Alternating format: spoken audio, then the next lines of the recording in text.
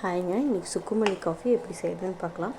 இந்த காஃபி வந்துட்டு குடிக்கிறதுனால என்னென்ன பயன் பார்த்திங்கன்னா, உடம்பு வலி, தலைவலி அதெல்லாம் இருந்ததுன்னா கொஞ்சம் நம்மளுக்கு வந்து ரிலீஃபாக இருக்கும். சளி இருந்தாலும் கொஞ்சம் கரைச்சி விடும். இதுக்கு வந்துட்டு மல்லி, மிளகு, சுக்கு இந்த மூணையும் வந்துட்டு நான் நல்லா ஃப்ரை பண்ணி பவுட்ரு பண்ணி எடுத்து வச்சுருக்கேன். அளவு பார்த்திங்கன்னா, மல்லி நான் ஒரு 6 ஸ்பூன் எடுத்திருக்கேன்.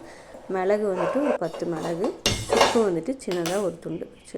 உங்களுக்கு வந்து தேவைக்கேற்ற மாதிரி, ஏன்னா ரொம்ப காரம், அதனால் அதுக்கு தகுந்த மாதிரி எடுத்துக்கோங்க. இப்போ இது எல்லாத்தையும் நல்லா ஃப்ரை பண்ணிக்கலாம். ஃப்ரை பண்ணதுக்கப்புறம் சூடாறினோடனே அரைச்சி பவுட்ரு பண்ணி எடுத்து வச்சுக்கோங்க. நம்ம வறுத்துட்டு பவுட்ரு பண்ணி எடுத்து வச்சுக்கலாம். இதுக்கு வந்து தண்ணி அளவு பார்த்திங்கன்னா 3 டம்ளர் தண்ணி நான் விட்டுருக்கேன். அந்த 3 டம்ளர் தண்ணி வந்துட்டு நல்லா கொதிக்கும் போது இதுலேருந்து 1 ஸ்பூன் வந்துட்டு பவுட்ரை வந்து அது கூட போட்டு நல்லா கொதித்து 3 டம்ளர் தண்ணி வந்துட்டு 1.5 டம்ளர் வர அளவுக்கு நல்லா சுண்டட்டும்.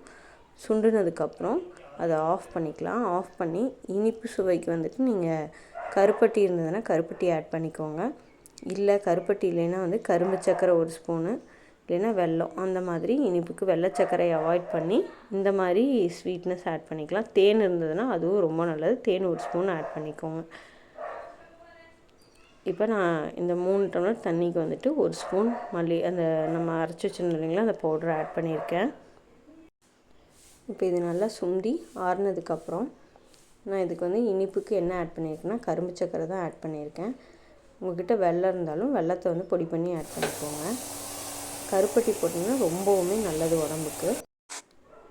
இப்போ நம்ம அதை வந்து ஃபில்ட்ரு பண்ணி குடிக்க வேண்டியதான். லைட்டாக வெதுப்பாக இருக்கும்போது நீங்கள் குடிச்சிட்டிங்கன்னா உங்களுக்கு அந்த தலைவலி இருந்தாலோ உடம்பு வலி இருந்தாலோ அதை கொஞ்சம் ரெடியூஸ் பண்ணிவிடும்.